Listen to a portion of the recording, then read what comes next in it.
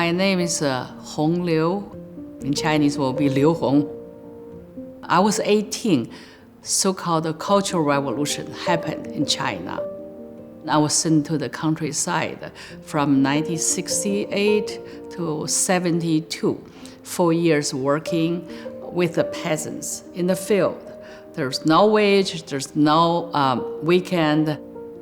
Whenever there's a short time, I always did some drawing of the woman breastfeeding baby, and people are so tired laying on the ground taking a break. I just want to do something else besides just eat and work and sleep.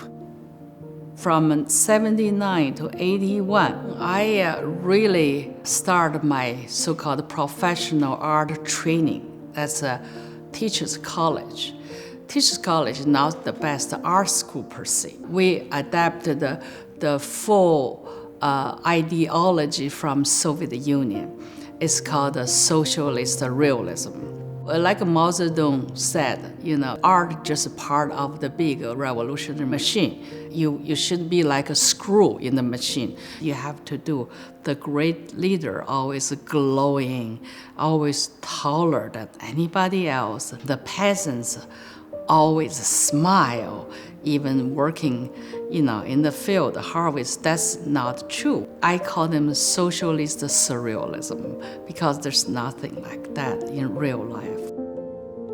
I've been in the U.S. since 1984. I got more and more into using historical photograph because even without knowing anything, you look at a photograph, you still can tell a lot about this person. Avant-garde is a painting I did in 1993. I had a tiny photograph, black-white. It's really, really small. When I was in college, we were supposed to go to the countryside, then learn from the soldiers.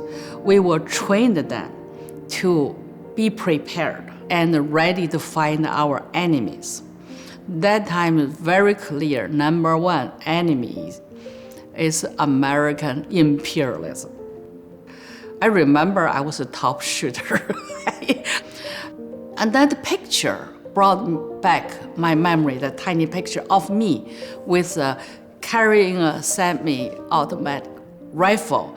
Then I feel like I want to do a cutout, like a pop image without any background. And then the bayonet, I thought there I can do some impressionist pointers to indicate where avant-garde came from. In China, all the art schools taught Impressionism was off track. That was definitely a taboo at that time. It's something bigger, more general than my self-portrait, but also maybe some kind of commemorate of the time artists and even Chinese people gone through. A lot of my paintings are background with circles, washes, and the drips. I think the washes and drips may be a reaction to socialist realism.